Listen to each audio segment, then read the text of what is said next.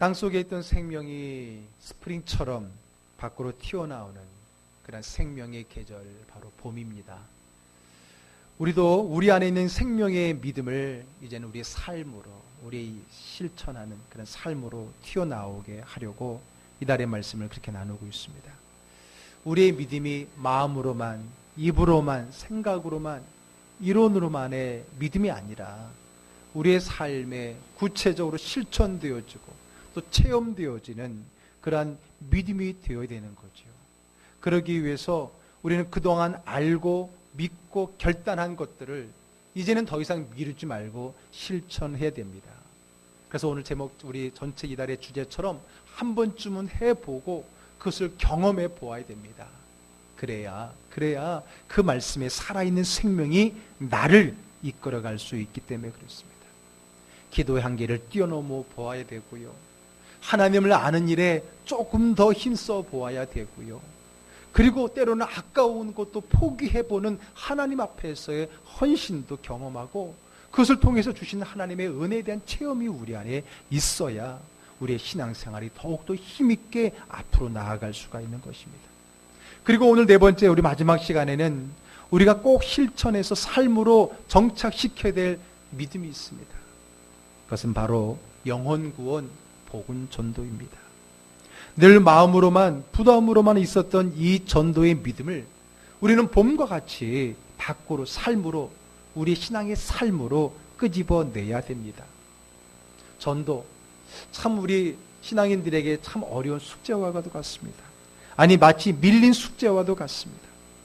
하긴 해야 되는데 왠지 어렵다는 생각, 두려움과 걱정으로 잘 시작이 안 되는 것, 그게 전도죠. 시작을 했다가도 어려움이 오면 다시 접어서 나중으로 밀어버리게 되는 것, 그게 전도인 것 같습니다. 오늘 그러한 우리들을 위해서 이제 더 이상 우리가 뒤로 밀어버릴, 언젠가 늘 마음속에 부담으로만 갖고 있을 그럴 주제가 아니라 우리 신앙의 생명의 주제가 되도록 하기 위해서 우리는 오늘도 그 전도에 대한 생명의 말씀을 돌파해내야 되는 것입니다.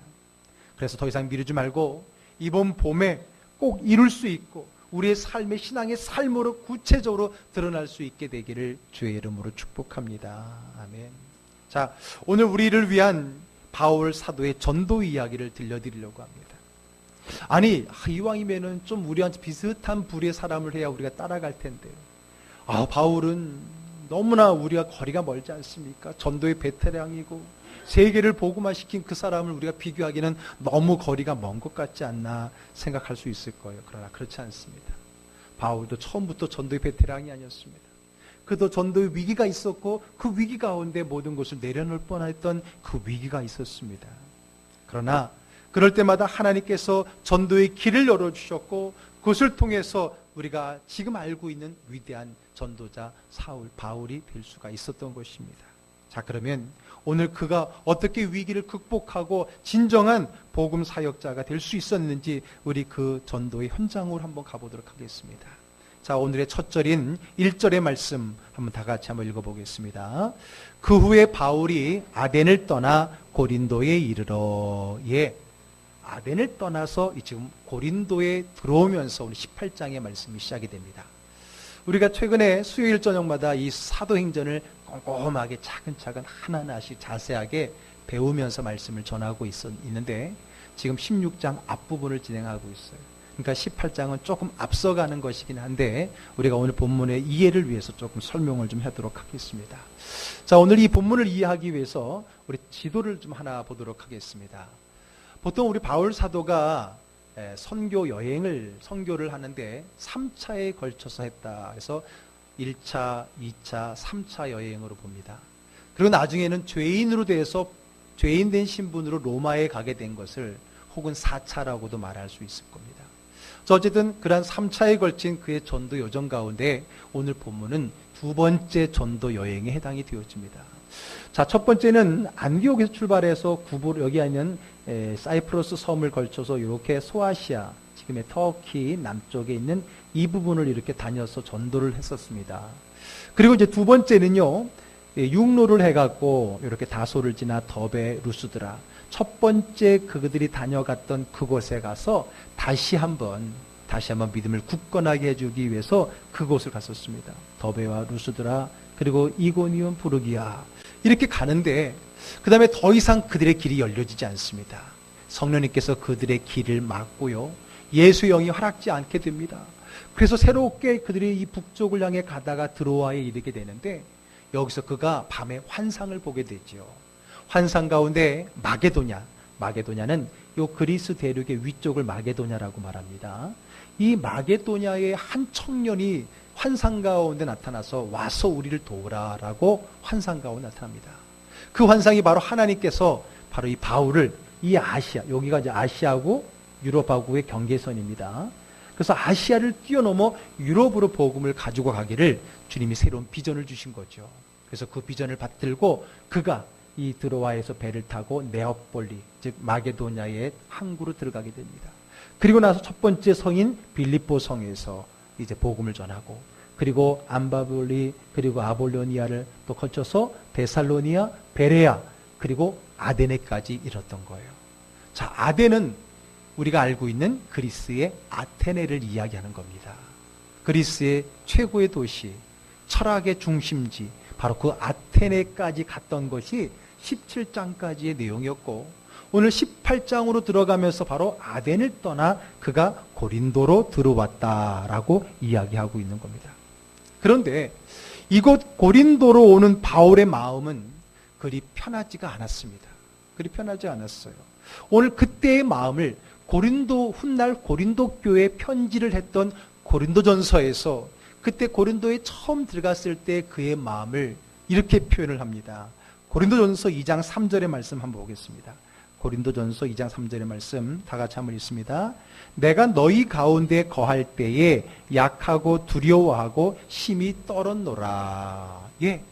자, 지금 아덴을 걸쳐서 그가 고린도로 들어갔는데 오늘 그의 마음이 어땠는가? 훗날 고린도에 편지한 내용을 보니까 그때 그의 마음이 약하고 되게 힘들고 두렵고 떨었다. 굉장히 어려운 마음, 힘든 마음으로 고린도에 갔다는 거예요. 그 말은 뭔가 그 전에 즉 아테네에서 무슨 안 좋은 일이 있었다라고 하는 것을 추측할 수 있지 않겠습니까? 그러면 아테네에서 그리스의 중심지인 이 아테네 최고의 철학의 도시에서 무슨 일이 있었기에 그가 이 고린도에 들어갈 때 마음이 그렇게 불편했는가? 그래서 잠시 즉 아테네로 한번 가보도록 하겠습니다. 자, 아테네를 보여주는 이제 사진을 좀 보여드릴 텐데, 자, 아테네, 그리스 문명의 최고의 도시 아테네를 가게 되면요. 그 아테네 도시의 제일 가운데 보게 되면 높은 산이라고 할까요? 그러니까 큰 높은 언덕이 하나 있습니다. 그래서 대부분 그 당시에는 도시를 그 위에다가 지어서 그래서 아크로폴리스, 높은 곳에 있는 도시다라는 뜻인데 그 아크로폴리스가 이 아테네에도 맨 꼭대기에 있는데 그 맨 꼭대기 위에 바로 이 신전이 있습니다. 여러분 이 신전 어디서 많이 보지 않았습니까? 많이 봤죠. 이렇게 사진을 띄울 때는 저기 영상도 좀 같이 좀 띄워주세요. 예, 이게 우리 학생들 세계사 책에 아마 가장 많이 등장하는 겉장에 등장하는 건데 이게 바로 아테네 제일 꼭대기에 있는 신전 파르테논 신전이라고 합니다. 이게 이래봬도 세계 보물 1호입니다. 이집트의 피라미드가 아니라 이게 세계 보물 1호로 지정할 정도로 아주 유명한 건데 이 파르테논 신전이 그 꼭대기에 있습니다. 그래서 이 꼭대기에는 아테네의 이 꼭대기는 신의 영역인 거예요. 그런데 이 신전을 조금 내려가게 되면 중간 그 언덕 중간쯤에 보게 되면 이런 돌무더기가 있는데 이거를 이제 아레오바고라고 이야기합니다. 이 아레오바고는 이제 17장에도 나오게 되는데 철학자들이 그 서로의 그 철학을 피력하고 논쟁하고 서로 간에 토론을 하는 장소가 이 아레오바고라는 곳이에요. 마치 이런 강단 같은 데 올라가서 한 사람이 어떤 자기의 의견을 피력하면 다른 사람이 듣고 질문하고 토론하는 그런 아레오바고라고 하는 것이 여기 중턱에 있습니다. 그리고 제일 밑에 평평한 곳으로 내려오게 되면 이제 여기는 일반 서민들이 함께 모이는 아고라입니다. 아고라. 옛날에 인터넷 하게 되면 방 아고라 이런 말인데 이 아고라는 시장이라는 얘기인 거죠. 그러니까 많은 평민들이 모여서 서로 물건도 사고 팔고 일상의 여러 가지 소식을 주고 나누는 그러한 서로 대화를 나누고 삶을 나누는 그러한 장소가 아고라입니다. 그래서 아테네는 크게 저 위에 신의 영역이 있고 그 중턱에 철학자들, 현인들의 영역이 있고 그러다 많은 민초들의, 평민들의 영역이 이렇게 세 등분으로 나눠진다라고 볼 수 있어요. 자, 그 중에서도 이 아테네 하게 되면은 앞에도 말씀드렸듯이 철학자들로 유명한 도시입니다. 자, 이 아테네가 어떤 곳이었는가라는 것을 한눈에 알아볼 수 있도록 보여주는 그림이 하나가 있습니다. 자, 이 그림은요, 이 그림 어디서 본 적이 있나요? 자, 이 그림은 로마에 가게 되면은 이제 바티칸, 거기 안에 로마 안에 바티칸이라고 하는 하나의 종교 국가가 있지요. 거기에 보게 되면은 이제 성 베드로 성당이 있고 거기에 바로 캐토릭의 수장인 이제 교황이 있지 않습니까? 그 성 베드로 성당 안에 보게 되면 교황의 직무실 가운데 하나가 이제 서면방이라는 데가 있어요. 즉 교황이 사인하는 방이 따로 있는 서면방. 그 서면방 벽에 한 벽에 그림이 있는 겁니다. 이게 바로 르네상스 때의 대표적인 여러 화가들 중에 하나인 라파엘로가 그린, 제목은 아테네 학당이라는 그림입니다. 즉 아테네가 어떤 곳이냐라는 것을 이 그림 한 장으로 보여주는 거예요. 여기는 여러분들이 많이 이름만 들어도 알 수 있는 그런 많은 사람들이 여기에 한 동시에 이렇게 그림이 그려서 나열되어져 있는데 제일 중앙에 두 사람이 눈에 띕니다. 이 두 사람 중에 왼쪽에 있는 사람이 누구냐 하면은 바로 플라톤입니다. 그런데 플라톤인데 그 얼굴은 누구를 모델로 그렸냐면 레오나르도 다빈치를 모델로 그렸어요. 왜냐하면 이 라파엘로가 존경하는 사람이었거든요. 플라톤이 있고 그 옆에는 아리스토텔레스가 있습니다. 그 철학의 두 대표 아닙니까? 근데 보면 가만히 여러분 잘 안 보이지 자세히 보게 되면 요 플라톤은 손가락을 이러고 있어요. 그의 철학은 뭐 이데아 사상, 현존이 아닌 보이지 않는 그 세계에 대한 그래서 이러고 있고 옆에 있는 아리스토텔레스는 자기가 쓴 윤리학 책을 들고 손을 이러고 있어요. 왜? 그는 바로 이 현실 세계에서의 삶을 강조하는 철학자이기 때문에 그래요. 어쨌든 그 두 사람이 있고 그들보다 앞선 더 유명한 철학자가 누가 있어요? 소크라테스가 요 옆에 약간 머리 벗어진 사람이 소크라테스가 여기 있고 그 옆에는 알렉산더 대왕까지도 있어요. 이 알렉산더 대왕이 사실은 아리스토텔레스 제자이기도 합니다. 철학자이기도 합니다. 뭐 여러 사람 이름 대화 잘 모르니까 넘어가고 여기 앞에 열심히 글을 적고 있는 사람은 피타고라스입니다. 수학 시간에 많이 들었을 피타고라스. 그리고 이 그림을 그렸던 라파엘로는 자기 얼굴을 살짝 여기에다가 집어넣기도 했어요. 자, 어쨌든 이 한 편의 그림을 통해서 볼 수 있는 건 뭐냐? 이 아테네는 철학과 모든 학문의 중심지다라고 하는 겁니다. 많은 세상에 똑똑하다고 하는 사람들이 다 모여서 그것을 서로 논하고 서로 간에 이야기를 하는 최고의 학문의 도시다라고 하는 거죠. 로마 시대는 이미 그리스 시대는 지나갔음에도 불구하고 로마는 그 로마 시대조차도 그리스도의 문명을, 언어를, 그들의 철학을 가지고 있었을 정도로 그래서 이 그리스도의 철학은 중요했고 그 그리스 철학의 중심지가 바로 아테네였다라고 하는 겁니다. 자, 이제 넘어가서 다시 이제 저의 얼굴로 보여주시고요. 자, 왜 제가 이 아테네를 갖다 이렇게 뭐 사진까지 동원하고 그림까지 동원해서 이야기했느냐? 이 아테네가 당시에 있어서 쉽게 말하면 배웠다 하는 사람, 똑똑하다 하는 사람, 뭔가 좀 지식이 있다는 사람에게 있어서는 뭔가 의미 있는 장소예요. 그곳에 누가 갔습니까? 바울이 갔다는 거예요. 바울은 어떻습니까? 바울도 이 똑똑한 거에 뒤지지 않는 사람이고 배움에 뒤지지 않는 사람입니다. 그는 로마의 시민권을 가지고 있었고 그 로마의 시민권을 가지고 로마의 많은 배움 그리스 헬라 철학을 섭렵했던 사람이고요. 거기에 더 나아가 자기는 유대인이기 때문에 유대인의 최고의 랍비였던 당시의 가말리엘의 수제자로서 이제는 유대 히브리적인 철학 신학까지 다 섭렵했던 사람입니다. 그가 어떻게 하다 보니까 하나님의 인도함을 따라서 이 마게도냐와 그리스 대륙까지 들어와 버렸던 거예요. 그리고 아테네로 간 겁니다. 떨리지 않겠습니까? 떨리지 않겠습니까? 이제 그 많은 철학자들이 있고 많은 현인들이 있는 그들 앞에서 이제 그들이 내가 이제 다름 아닌 내가 믿는 예수 그리스도를 증거해야 되겠다고 하는 것에 대해서 나름대로 떨리는 마음으로 서지 않았겠습니까? 그가 처음부터 높은 데로 올라갔겠습니까? 처음에는 아고라, 사람들이 있는 곳에 가서 예수 그리스도를 증거하고 그의 부활을 증거하고 있었다라고 하는 겁니다. 그런데 그의 이야기를 들으니까 야, 이거 보통 사람이 아니야. 아까 그림 보여준 것처럼 이 아고라에서 맨 밑바닥에서 얘기할 사람이 아닌 것 같아. 그러니까 그를 범상치 않게 여긴 사람들이 그를 데리고 올라갑니다. 어디로 올라갈까요? 아까 많은 철학자들이 모이는 그 자리, 아레오바고로 올라간 거예요. 볼까요? 사도행전 17장 19절의 말씀입니다. 한번 같이 읽어보겠습니다. 그를 붙들어 아레오바고로 가며 말하기를 내가 말하는 이 새로운 가르침이 무엇인지 우리가 알 수 있겠느냐. 야, 너 거기서 저 그냥 글도 모르는 평민들하고 얘기하지 말고 일로 올라와서 우리랑 같이 한번 논쟁해보자. 네가 조금 전에 전했던 얘기 우리 한번 얘기해봐. 아주 새로운 가르침인 것 같은데 한번 들어보자 하고 그 아레오바고 강단에 세운 거예요.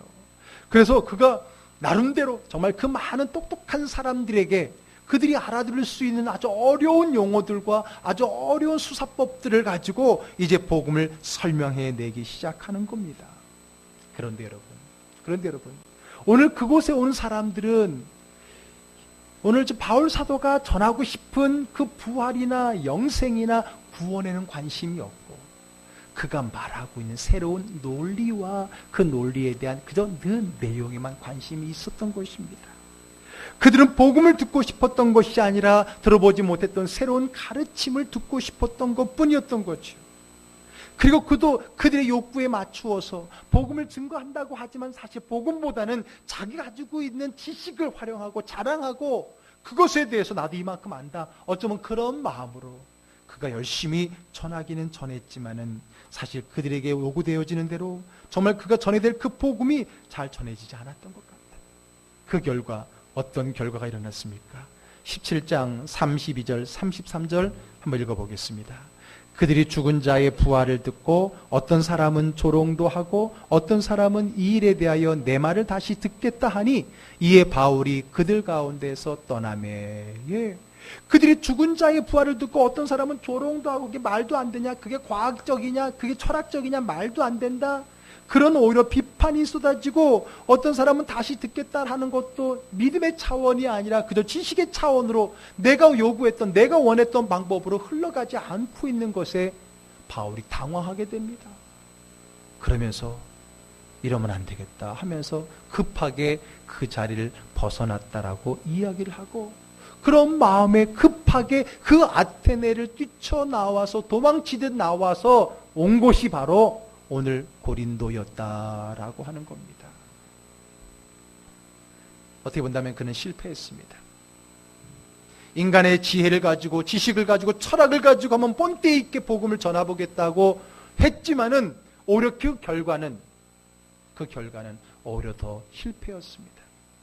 너무 허무했고 낙담했고 그것을 통해서 의기소침했습니다. 부끄럽기까지 했습니다. 그래서 아까 읽었던 고린도전서의 표현처럼 그의 마음은 약하고 두려워하고 심히 떨었다라고 이야기하는 겁니다.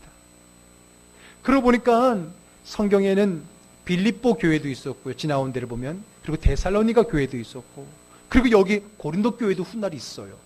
근데 성경에 보게 되면 바로 그가 실패하듯이 도망쳐 나온 아데네 교회가 있었다는 것은 성경에 기록이 없어요. 아덴 교회, 아테네 교회 성경에는 등장하지 않지 않습니까? 그리스의 최고의 도시에 그 그리스 아덴 교회가 없었다라는 것은 어떻게 본다면 그들은 많은 관심과 호기심도 많은 신이 있음에도 불구하고 진정한 그들의 관심은 영적인 데 있지 않았다는 것을 우리에게 반증해 주는 것 아닐까요? 또 어떻게 본다면 바울 사도가 그곳에서 어쩌면 세상적인 방법을 동원해서 전도를 하다가 실패한 결과이기도 하겠군요. 어쨌든 오늘 이 고린도 교회에 쫓겨오다시피 한 그는 이 아덴에서 전도의 실패를 맛보게 되고요. 전도에 대한 많은 이제 낙심된 마음, 힘들고 어려운 마음으로 고린도에 오게 되었다는 겁니다. 어쩌면 그 마음은 여기서 2차 전도 여행을 접고 급하게 돌아가 버릴 수밖에 없겠고 다시금 전도를 하지 못할 수 있는 바울이 될 수도 있는 위기였다라고 하는 겁니다. 그런데 그 위기를 어떻게 돌파해낼 수 있었을까?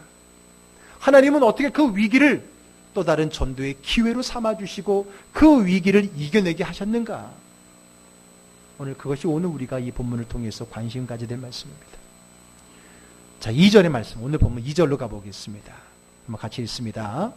아굴라라 하는 본도에서 난 유대인 한 사람을 만나니 글라우디오가 모든 유대인을 명하여 로마에서 떠나라 한 거로 그가 그 안에 브리스길라와 함께 이달리아로부터 새로 온지라 바울이 그들에게 가매. 예, 여러분, 오늘 그 낙심에서 어쩌면 더 이상의 전도가 안 될 수 있는 그 위기 가운데 하나님이 어떻게 그 위기를 극복하게 해줬냐면 그에게 새로운 동역자를 붙여주심으로써 가능했다는 거예요. 자, 오늘 그곳에 갔더니 거기에 누가 있었다 그랬어요? 아굴라와 브리스길라 부부입니다. 훗날에는 남편이 아굴라고 부인이 브리스길라예요. 근데 훗날에는 이름이 순서가 바뀌어요. 그 뒤에는 브리스길라와 아굴라 혹은 브리스가라고도 표현하고요. 브리스길라와 아굴라, 아마 여자가 더 앞섰나 보지요. 그래서 그 뒤에는 브리스길라와 아굴라라고 하면서 이 바울의 사역 가운데 가장 가깝게 동역했던 여러 많은 사람들 가운데 어떻게 보면 평신도로서 그를 동역했던 대표적인 사람이 바로 루디아와 함께 오늘 이 브리스길라와 아굴라라고 하는 부부입니다. 그래서 훗날 여러 곳에 편지를 보낼 때마다 바울 사도는 이들의 안부를 전하거나 그 안부를 또 연결해주는 그런 것을 많이 보게 됩니다. 그렇습니다. 여러분, 오늘 하나님께서는 전도에 잠시 지치고 힘들고 또 부정적이 되고 또는 실패하여 낙심한 그들에게 하나님이 내린 첫 번째 처방은 바로 좋은 동역자를 붙여주셨다라고 하는 겁니다. 좋은 동역자를 붙여주셨다는 거예요. 모세에게 아론을 붙여주셨었죠. 그리고 여호수아에게는 갈렙을 붙여주셨었죠. 그렇게 하면서 결국은 하나님께서 그 동역을 통해서 새로운 꿈과 비전을 이어갈 수 있게 해주는 그러한 역할을 하고 있다라고 하는 것입니다. 저도요, 이제 교회를 세워가고 있는데, 하나의 몸된 교회를 함께 세워가고 있는데 왜 저도 낙심하고 지치고 실패하고 어려움을 당한 적이 없었겠습니까? 많았지요. 그런데 돌아보면 그때마다 하나님께서 저를 위로하는 방법 중에 하나가 뭐였냐면, 저에게 새 힘을 주시는 방법이 뭐였냐면 바로 새로운 동역자를 붙여주시는 거였습니다. 제가 늘 이야기하죠. 우리 즐거운 교회에 처음 오시는 분들은 그냥 오는 게 아니라고. 그분들은 우리 즐거운 교회를 통해서 받아야 될 은혜가 있기 때문에 오시는 것이고, 또 하나는 그분들이 우리 즐거운 교회에 주셔야 될 나눔과 헌신과 동역이 있기 때문이라고 했죠. 비전이 있기 때문이라고 했죠. 그러므로 여러분, 그분들이 오실 때마다 여러분들이 바로 그분들입니다. 여러분들이 우리 즐거운 교회 오셨을 땐 여러분들 우리 교회가 어떤지 모르지만은, 그러나 그때에 바로 저에게 여러분이 필요했기 때문에 하나님이 보내주셨다고 저는 분명히 믿습니다. 아멘. 다 그런 사연들이 있어요. 여러분들이 오실 때마다 저에게는 하나님의 그런 새로운 위로였고요, 새로운 꿈과 비전이었습니다. 저는 그것을 압니다. 그러므로 여러분, 멀리서 찾을 필요가 없어요. 바로 여러분 한 사람 한 사람이 즐거운 교회 부족한 저에게 있어서의 저를 위로하고 저에게 새로운 비전을 주시기 위해서 보내주신 하나님의 동역자이십니다. 아멘. 여러분 대단하시죠? 여러분 그렇게 대단하신 분입니다. 여러분들이 그렇게 대단한 분이에요. 오늘 브리스길라와 아굴라 같이 우리 실패하고 낙심하고 의기소침해 있는 그 바울 사도에게 좋은 동역자를 붙여주심으로써 새 힘을 주고 새로운 비전을 주신 하나님, 그 하나님을 우리가 믿음으로 감사하고 그러한 서로의 삶의 동역을 이루어갈 수 있는 저와 여러분 되기를 주의 이름으로 축복합니다. 아멘. 그렇습니다. 여러분 특히 전도를 할 때도 마찬가지입니다. 하나님은 전도할 때 절대 혼자 하게 하지 않습니다. 좋은 동역자를 붙여주십니다. 내가 해보지 않고 혼자라는 생각 때문에 하지 않아서 그렇지요. 내가 누군가를 위해 기도하고 전도하려고 마음만 먹어보세요. 하나님은 어떻게든지 사람을 붙여주셔서 그 영혼을 함께 전도할 수 있도록 그 길을 열어주신다는 거예요. 혼자 할 수 없는 거예요. 혼자 해서도 안 되는 거예요. 그러므로 여러분 혼자 생각하지 마십시오. 처음부터 포기하지 마십시오. 시작하면 하나님이 사람을 붙여주십니다.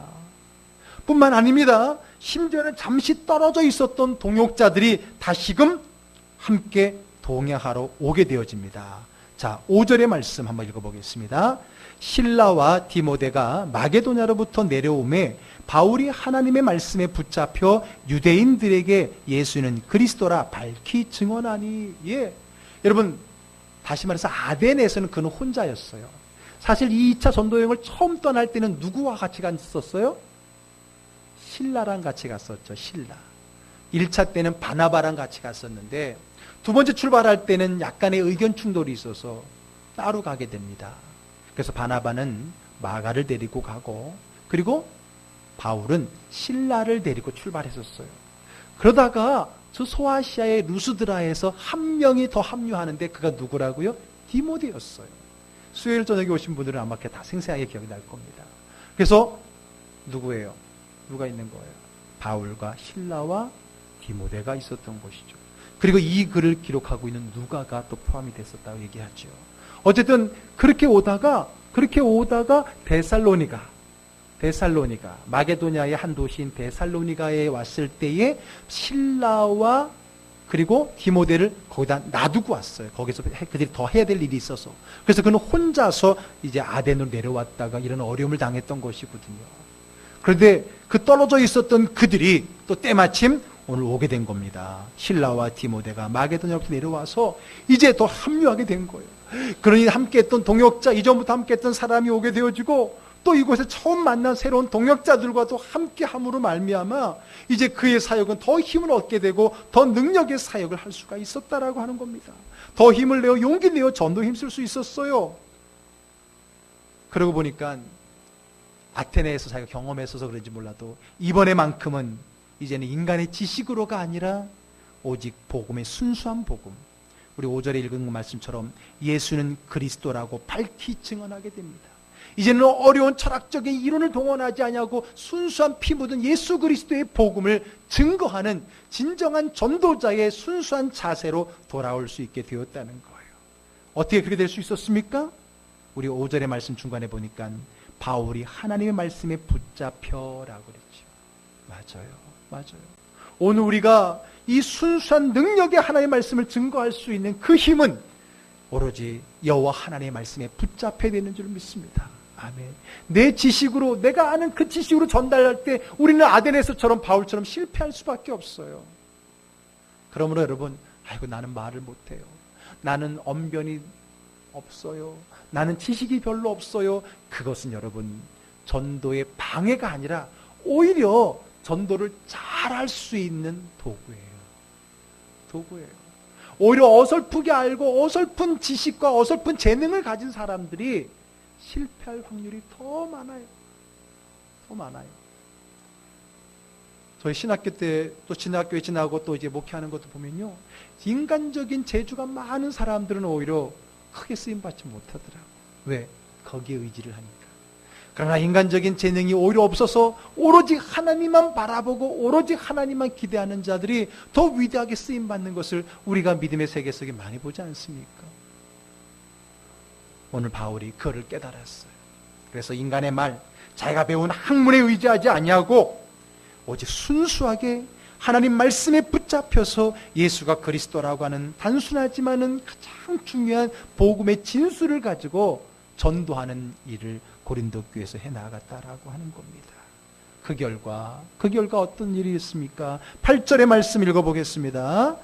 또 회당장 그리스보가 온 집안과 더불어 주를 믿으며 수많은 고린도 사람도 듣고 믿어 세례를 받더라. 아멘. 조금 전에 그렇게 열심히 세상 학문을 가지고 알아들을 만한 사람들에게 전도했을 때는 오히려 조롱을 당하고 오히려 실패하고 왔었던 그였지만은 하나님 말씀에 붙잡힌 바 되어서 순수한 그리스도의 십자가의 복음을 증거했을 때 이 고린도 지역에서 많은 사람이 예수를 믿고 세례를 받는 일이 일어나게 되었다는 겁니다. 아멘. 그렇습니다. 여기에 복음의 전도에 노하우가 있는 거예요. 이제 바울은 다시 전도자의 자리로 돌아올 수 있게 되었습니다. 잠시 인간적인 방법으로 전도하다가 실패하고 크게 낙심했던 그애가 다시 전도자의 은혜가 주어졌던 거예요. 그런 그에게 주님은 더 확실한 말씀을 주시는데 오늘 본문의 9절의 말씀 읽어보겠습니다. 밤에 주께서 환상 가운데 바울에게 말씀하시되 두려워하지 말며 침묵하지 말고 말하라. 예, 그는 잠시 입을 다물었잖아요. 잠시 침묵했잖아요. 잠시 실패 때문에 내가 더 이상 전도를 할 수 없을 것만 같은 좌절을 경험했잖아요. 그러나 오늘 하나님께서 그에게 동역자를 주시고 새 힘을 주시면서 하시는 말씀이 더 이상 두려워하지 말고 잠잠하지 말고 침묵하지 말고 말하라. 담대하게 복음을 전하라라고 하는 겁니다. 전도가 안 된다고, 전도가 잠시 실패했다고, 창피하다고, 내 뜻대로 되지 않는다고 낙심하지 말고 두려워하지 마십시오. 그리고 침묵하지 마십시오. 전하십시오. 말하십시오. 예수가 그리스도이심을 전할 수 있는 저와 여러분 되기를 주의 이름으로 축복합니다. 아멘. 인간의 지식으로가 아니라 내 자신을 드러내기 위해서가 아니라 오직 예수가 그리스도시요 살아계신 하나님의 아들이시며 우리의 구원자이심을 증거하시기를 바랍니다. 아멘. 그것이 전도예요. 다른 게 아니에요. 내가 만난 그 예수님을 내가 아는 그대로 순수하게 증거하는 거, 그게 전도라고 하는 거예요. 말하라고 하는 거예요. 두려워하지 말고 말하라고 하는 거예요. 이어지는 말씀, 오늘 10절의 말씀 읽어봅니다. 내가 너와 함께 있음에 어떤 사람도 너를 대적하여 해롭게 할 자가 없을 것이니 이는 이 성중에 내 백성이 많음이라 하시더라. 아멘. 말하라. 침묵하지 말라. 왜? 내가 너와 함께 있을 것이고 내가 너의 입술을 주관해 주실 것이고 내가 너에게 전도의 능력을 더해주시겠다는 거예요. 내 힘이 아닌 하나님의 영으로 말미암아 전도되어지도록 주님이 역사해 주시겠다는 겁니다. 그러면서 하시는 말씀이 이 성중에 내 백성이 많음이라 라는 겁니다. 이 성중에 내 백성이 많다. 두 가지 의미일 겁니다. 하나는 너를 돕는 자가 많을 거라는 것이고 또 하나는 내가 예배해 놓은 많은 예비 신자들이 있을 거다. 그러면 너는 말하기만 하면 돼. 그러면 그들은 그 말을 통해서 신자가 될 거야. 아멘. 오늘 우리가 사는 이 지역에 우리 하나님의 백성이 많습니다. 아멘.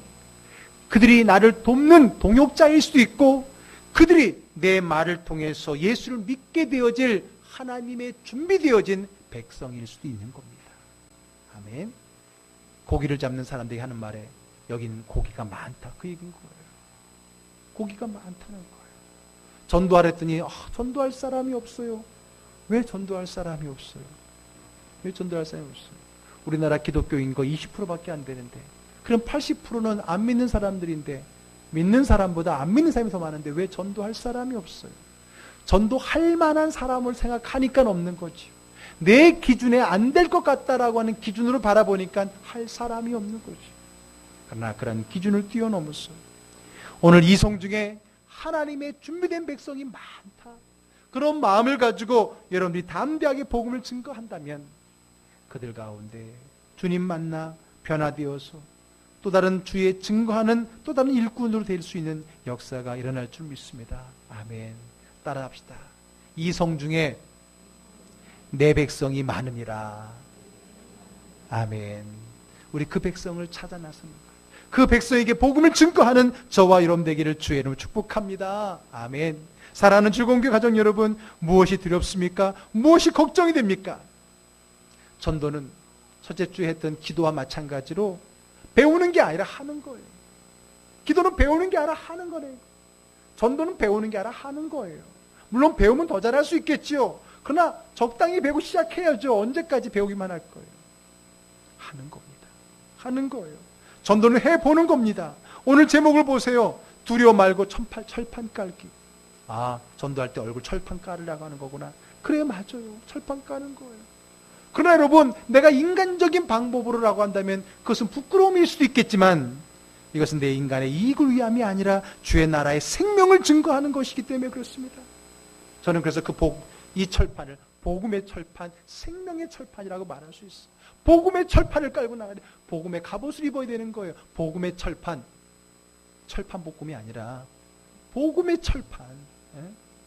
복음의 철판을 깔고 우리가 담대하게 나갈 때 오늘 그들의 영이 하나님 말씀에 우리가 붙잡혀서 성령에 사로잡혀서 담대히 나갈 때 이 지역에 있는 많은 하나님의 백성들이 주 앞에 돌아와서 우리와 함께 이 자리에서 예배할 날이 가까이 올 줄로 분명히 믿습니다.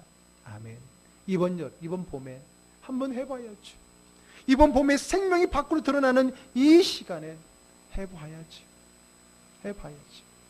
여러분 목장 모임 때에 정말 여러분 다시 한번 함께 기도하면서 우리가 이번에 부활주일이라고 하는 기회도 있고요. 또 여러분들이 한번 1차적으로는 부활주일에 맞추어서 정말 우리가 한 영혼을 주께로 한번 인도해 보리라. 정말 그 주님의 준비되어진 백성이 이들 가운데 많다고 했는데 그들에게 나아가기라, 담대하게 나아가서 증거할 수 있는 저와 여러분 되기를 주의 이름으로 축복합니다. 아멘. 이제 이번 달에 주제 설교를 마치려고 합니다. 꼭 한번 해봐야지. 언제까지 마음으로만 생각으로만 있겠습니까?